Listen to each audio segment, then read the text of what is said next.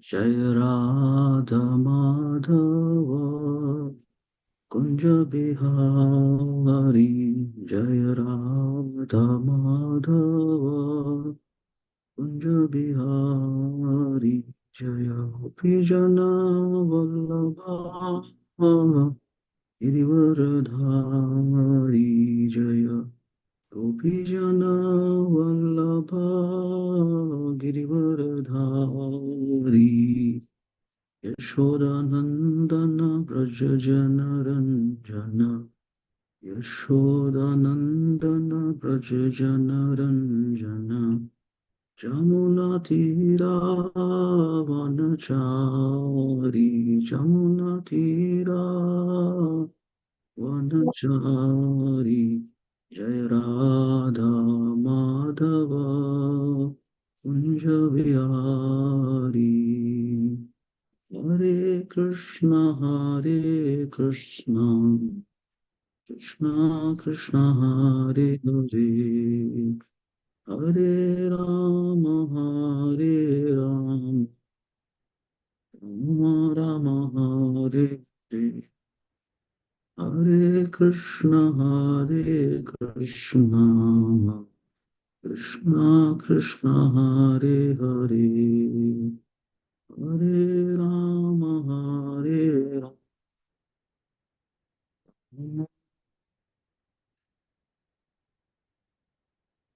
Jai Om Vishnupada Paramahamsa Parivrajakacharia Astottara Satashi Srimad Divine Grace Abhay Charanarvinda Bhakti Vedanta Swami Srila Prabhupada Ki Jai Grantaraj Srimad Bhagavatam Ki Jai Anantapuri Vaishnava Vrinda Ki Jai. Please accept my humble obeisances. So I will chant with the Mangala Charana and then Yashodanandan Prabhu will read the verse and the translation and the purport, and then we'll continue. Om Ajnana-timirandasya Jnananjana Shalakaya Chakshuranmilitam Yena Tasmai Shri Gurave Namaha Shri Chaitanya Manobhishtam Sthapitam Yena Bhutale Swayam Rupa Kadamayam Dadati Swapadantikam Vancha Kalpatarubhyascha Kripa Sindhubhya Evacha Patitanam Pavanebhyo Vaishnavebhyo Namo Namaha Jai Shri Krishna Chaitanya Prabhu Nityananda Shri Advaita Gadadhara Shivasadi Gaura Bhakta Vrinda Hare Krishna Krishna Krishna Hare Hare Hare Rama Rama Rama Hare Hare Om Namo Bhagavate Vasudevaya Om Namo Bhagavate Vasudevaya Om Namo Bhagavate Vasudevaya Narayanam Namaskrityam Dharam Chaiva Narottamam Devim Saraswatim Vyasam Tato Jayam Udirayet Nashtaprayeshu Apatreshu Nityam Bhagavata Sevaya Bhagavati Uttama Shloke Bhaktir Bhavati Naishtiki. So reading from Srimad Bhagavatam, third canto, chapter 14, text 24. Yes, Prabhu, go ahead, please.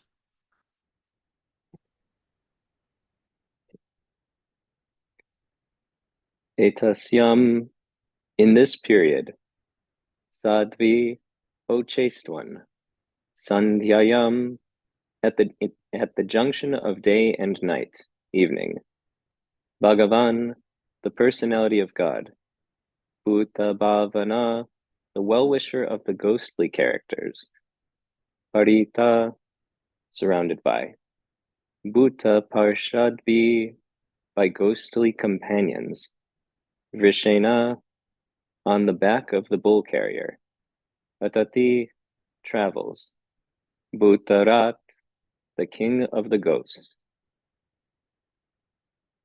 Etasyam sadvi sandhyayam Bhagavan bhuta bhavana Parito bhuta parshadvir Vrishena tati bhutarat.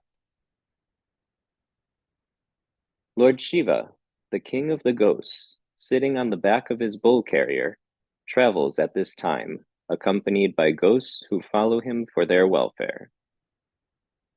Purport. Lord Shiva, or Rudra, is the king of the ghosts.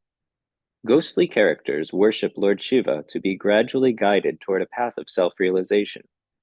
Mayavadi philosophers are mostly worshippers of Lord Shiva, and Sripad Shankaracharya is considered to be the incarnation of Lord Shiva for preaching godlessness to the Mayavadi philosophers. Ghosts are bereft of a physical body because of their grievously sinful acts, such as suicide. The last resort of the ghostly characters in human society is to take shelter of suicide, either material or spiritual. Material suicide causes loss of the physical body, and spiritual suicide causes loss of the individual identity. Mayavadi philosophers desire to lose their individuality and merge into the impersonal spiritual Brahmajyoti existence. Lord Shiva, being very kind to the ghosts, sees that although they are condemned, they get physical bodies. He places them into the wombs of women who indulge in sexual intercourse regardless of the restrictions on time and circumstance. Kashyapa wanted to impress this fact upon Diti so that she might wait for a while.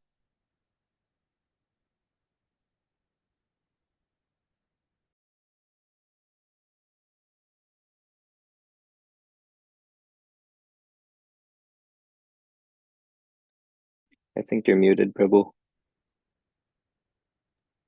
Yes, thank you. Mukam karoti vachalam pangam langhayate girim yatkripatamaham vande Shri Gurum Dinataranam. You just read the translation again once, the verse. Etasyam sadvi sandhyayam Bhagavan bhuta bhavanah parito bhuta prasadbhir Krishnetati bhutarat. Lord Shiva, the king of the ghosts, sitting on the back of his bull carrier, travels at this time, accompanied by ghosts who follow him for their welfare.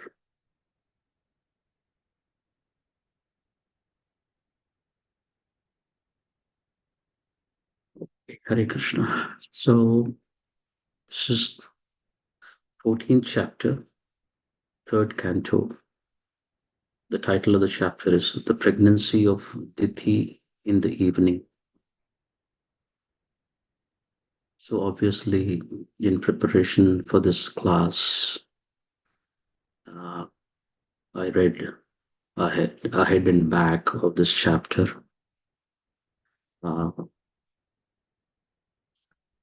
And so, although the prior verses have been discussed, I like to still, share something from the prior verses, and then also perhaps, from the future verses, just an overview of this chapter. And this specific verse is the beginning of a new section. The next 6, 7, 8 verses are glorifying Lord Shiva. So Shiva Tattva is the topic here, beginning here, and then the next few verses. And then it comes back to pastime that's happening here. And if we read carefully the purports of Srila Prabhupada is talking in one sense on both sides. Meaning Diti and Kashyapa. For example, they being Grihasthas and being given the service of Prajapati, they being Grihasthas, it is fair for them to beget children. It is appropriate for them to beget children.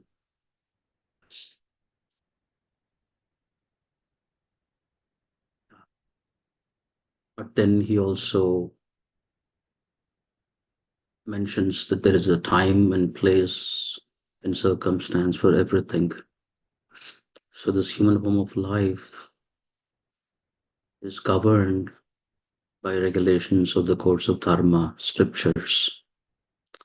So Prabhupada sometimes he writes quite heavily that We are not supposed to beget children like cats and dogs, but grihasthas, they beget children considering the time, place, and circumstance. So all these things are mentioned in the Shastra. They perform the proper samskaras and they beget children. And so when Srila Prabhupada is speaking along those lines, is kind of instructing all of us through Diti and Kashyapa. Of course, it's a pastime, we can say, and it all makes sense when we look at it from the pastimes perspective, right? So Hiranyaksha and Hiranyakashipu have to be born.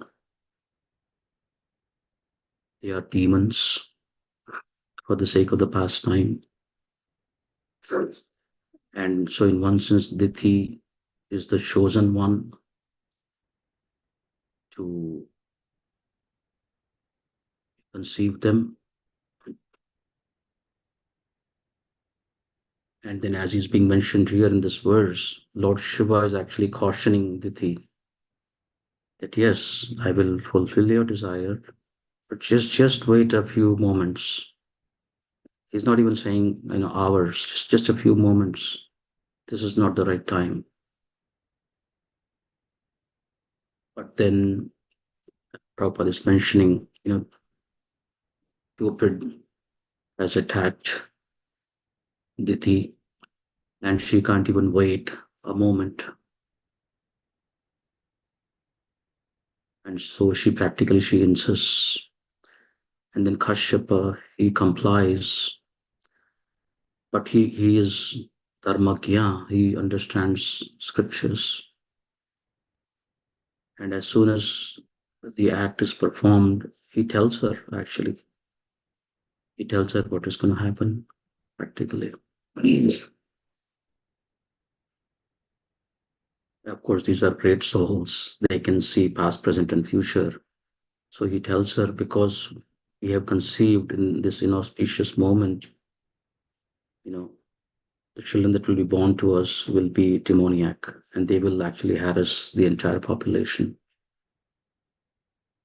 And so yesterday I was hearing Gopi Paranadhana class on this. So he was mentioning about how important it is, the purity of woman and, the following of the regulations of scriptures so that we can conceive good progeny. And so that progeny will, thrive and the whole world will thrive. And on the other hand, like even in Bhagavad Gita, Krishna mentions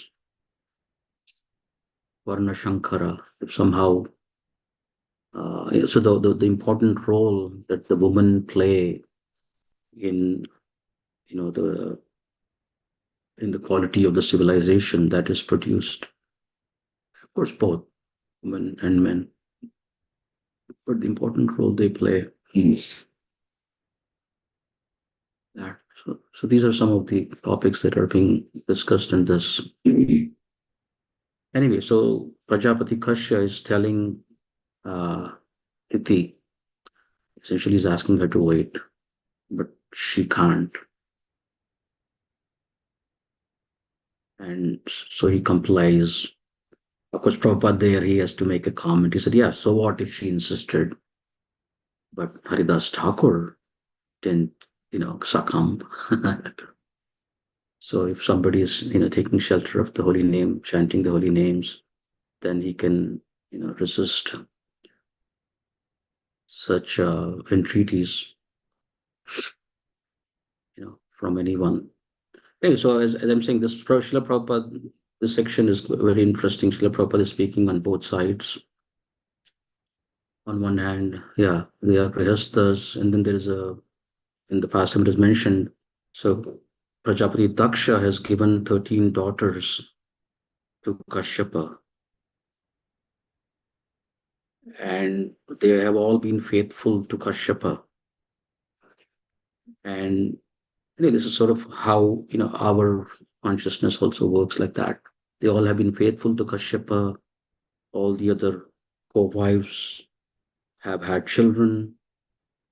And Diti, which is also natural for her to beget children, but she's also getting a little, desperate, and she's saying, "Oh, all my co-wives have children." I know, and Kashyap is saying, "Fine, sure."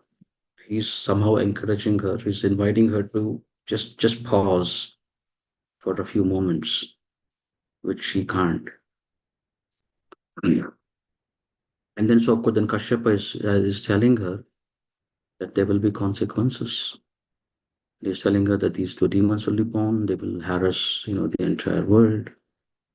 But he says, and this is the beauty of, so Diti, we'll come to that.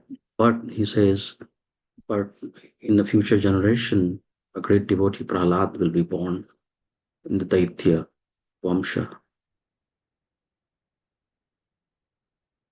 And then he tells her actually that the Supreme Lord Krishna will kill both our children.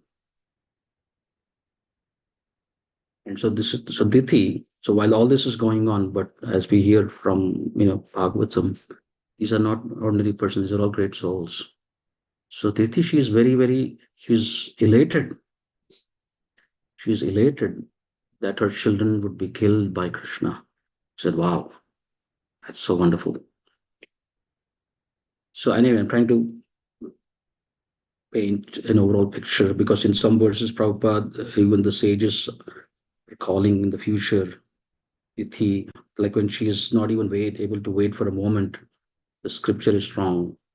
They're calling her like a public prostitute, that, it's like a public prostitute. She can't even wait for a moment. So there are strong words spoken on both sides. And I just want us to have a full picture also. So she's a great personality. Uh, so she knows, the supremacy of Lord Krishna and what it means to have her sons being killed by Krishna. So she accepts. So overall, that's where the chapter ends essentially.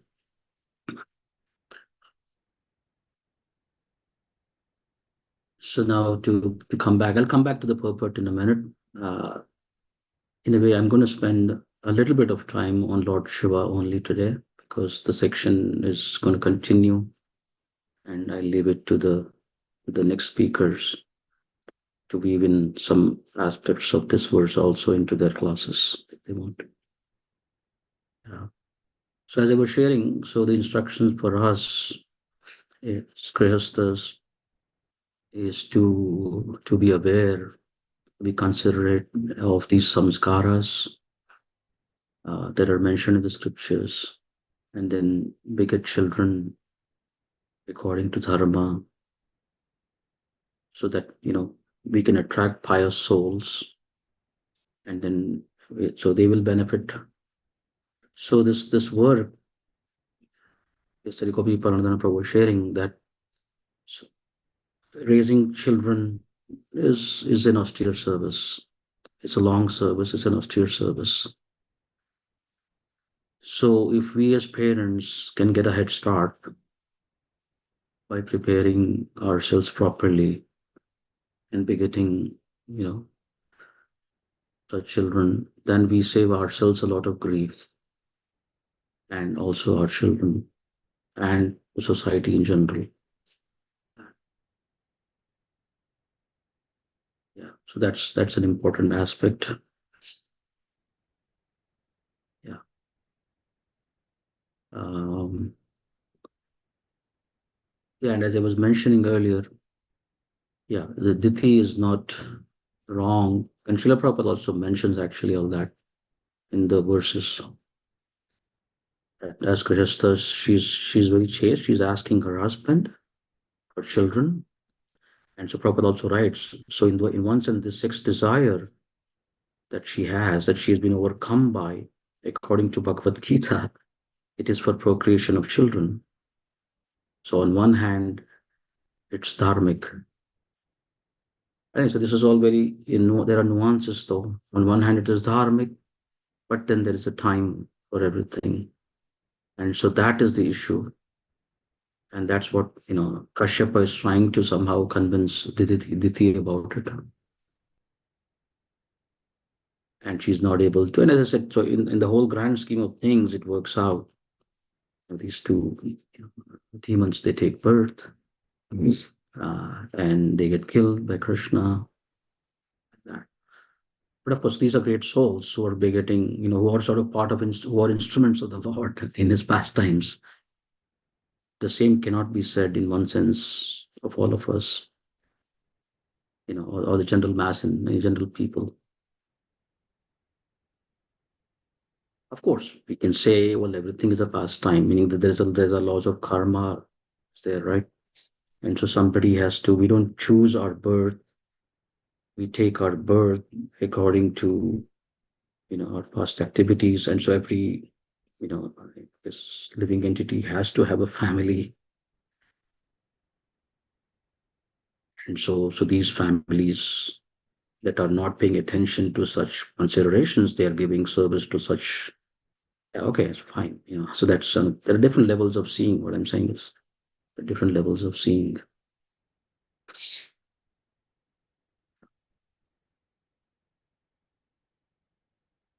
So that's one important message from the section. Um, and then here specifically, Lord Shiva is being introduced. And then Lord Shiva's qualities, some of the qualities, great qualities are being mentioned. Bhuta Bhavana. He is the master of the ghostly character Srila Prabhupada is mentioning. So it draws our attention to the compassion of Lord Shiva. So in one sense, who everyone else uh, rejects or doesn't give shelter, Lord Shiva is so compassionate and so great that he gives them shelter. And then, as Prabhupada is writing in the purport, and gradually, by taking shelter of Lord Shiva, by hanging out with him, as is mentioned in the verse, these ghostly characters, they accompany Lord Shiva. They go wherever he goes. Of course, these are big. I mean, it's being the associates are being talked about here, not the worshippers on this realm. But even then, these so-called worshippers of Lord Shiva, as they follow Lord Shiva, gradually, they'll become uplifted and purified.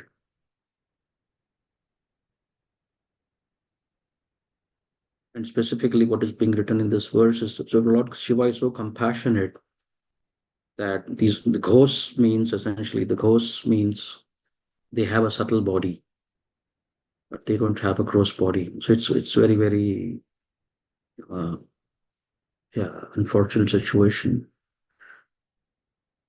So they have all the desires, but then they don't have the gross body to act out or to facilitate their desires. And in a sense, Srila Prabhupada is writing in the purport that somehow, this human form of life is given to someone, and if they somehow don't use it properly or they give it up like this, in this specific verse, purport Prabhupada is talking about suicide here. If they give up their body, then in one sense, uh, they lose the right to have a body per se. So they don't get a gross body, they get a subtle body. But Lord Shiva is so compassionate upon such ghostly people that he wants that somehow these ghostly people, they get a body. And so he's looking, he and his anucharas are looking as to where, these ghosts will be placed. And when the verse is explaining that when people conceive at such odd times, then Lord Shiva, he puts such ghostly people in such families. And then life becomes challenging for everyone. for the family, for the child, for the society. Yeah.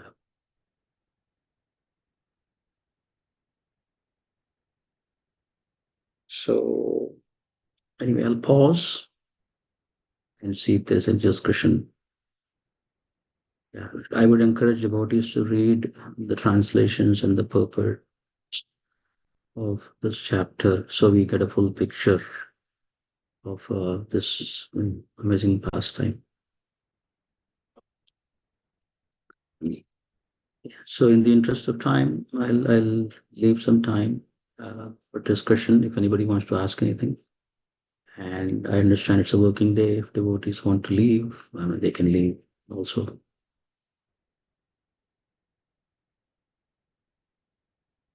Hare Krishna.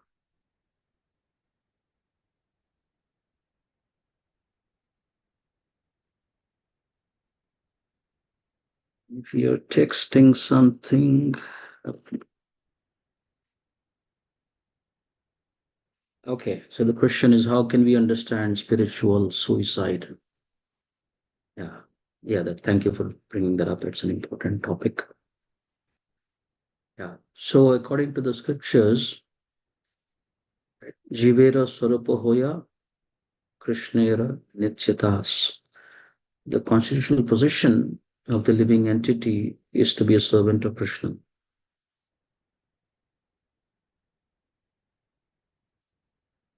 Of course, that whole journey begins, in one sense, we can say, on the first Aham Brahmasmi platform. The first instruction that Lord Krishna is giving Arjuna, that you are not this body, the spirit soul. Yeah. But then, once that is accepted or understood, then there are many, many misconceptions.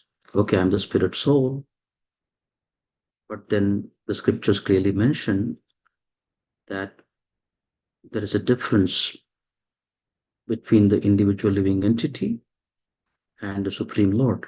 They both are spiritual in nature, but the Supreme Lord is Vibhu, he is the Sevaya, he is to be served, and the living entity is Anu, he is insignificant. Mumai Vamsha, Jiva Loka, Jiva Bhuta, Sanatana. He's a part and parcel of the Lord. He is also Sachidananda. Lord is also Sachidananda. But he is infinitesimal and the Lord is great. Like Prabhupada gives the example of the ocean and the drop of water in the ocean. So far, so good. I'm okay. I'm also spiritual, but the Lord is also spiritual. But then now, here is where some, philosophical deviations uh,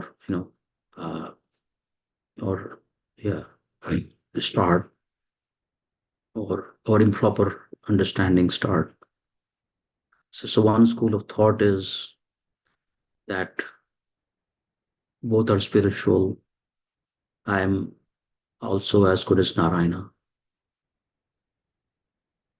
Especially this Mayavadi philosopher that Srila Prabhupada is talking about. I am Narayana. You're also Narayana. We're all Narayana.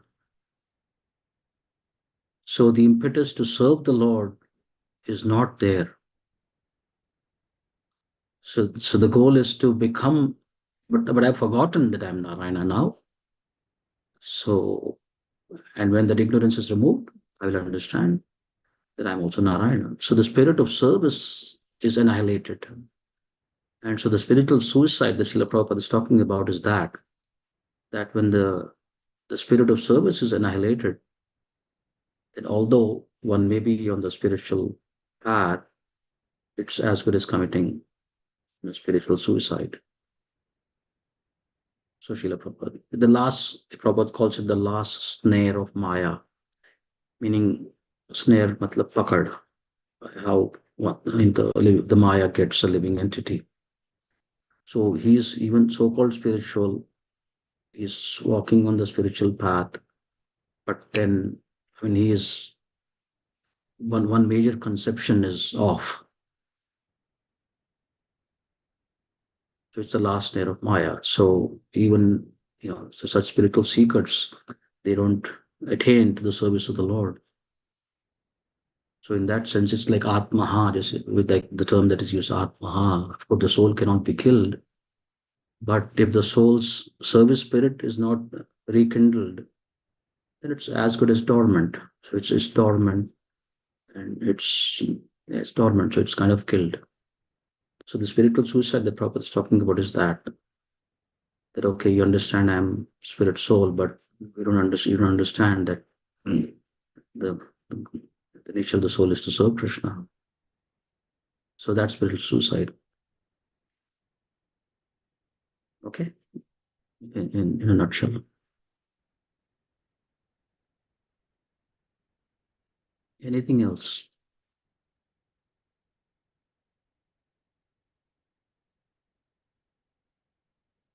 Hare Krishna, Prabhu. To Yes, add Mataji. to your point about, everybody suffers when there is a progeny that has been begotten outside of religious principles. I remember hearing from Krishna Smaran Prabhu years ago that, he said, either you do hard work before, where you bring your own consciousness up when you prepare yourself, or you're doing hard work for the next however long, because of begetting an unqualified progeny. So, yeah, thank you, Prabhu. You presented a very balanced and thoughtful class, and I think you also presented this point that in this day and age we talk about needs and concerns, and sounds like almost Diti is presenting her need, and she came to her husband who is able to take care of that need, but then there is also this time factor that needed to be taken into account. That's what I was thinking. Thank you, Prabhu. Yeah, thank you. Yeah, and if you read Bhagavatam, yeah, if you read the entire Bhagavatam, yeah, it is balanced. Of course, if you read one verse and get disturbed, we can get disturbed. Like, that verse is that Prabhupada is calling, like, the Maitreya Rishi is telling the story to Vidura, and he's calling Diti a public prostitute. And so, okay, if you just read that verse, then like, wow, your head will spin. But then, as I said, towards the end of the chapter, so Diti is like, her consciousness is like, wow, okay, so my children will be killed by Krishna. Wow, that's nice. She's not an ordinary person. So somehow Cupid, Kandharpa attacked her. And as I said, so we have to see the different levels of, things that are happening. Yeah. Of course, still there are instructions. It doesn't mean, well, okay, it was sort of, as people say, well, it was meant to happen, right? It was meant to happen. Yeah, it was meant to happen, but still there are instructions that we can take.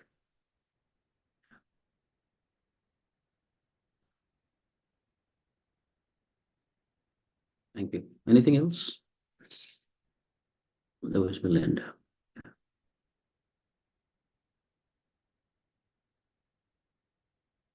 Okay, thank you all for joining. Hare Krishna. Please accept my humble obeisances. Hare Krishna, Prabhu. Thank you so much. Thank you. Hare yeah, let me think of a title. What do you guys think? I purposely didn't give a title ahead of time because, as I said, I was reading this Bhagavatam last night, and yeah, I was not exactly sure which way this class was going to go. Yeah, I knew that I would cover topic of Lord Shiva in brief. I knew that much. Yeah, so that's why also I didn't give the title. I'll think about a title and give it to you. Yeah, thank you. Thanks. And I sort of made up my mind that I'll speak about, dharma and time, place, and circumstance, and just giving an overall picture of this pastime. Thank you. Hare Krishna.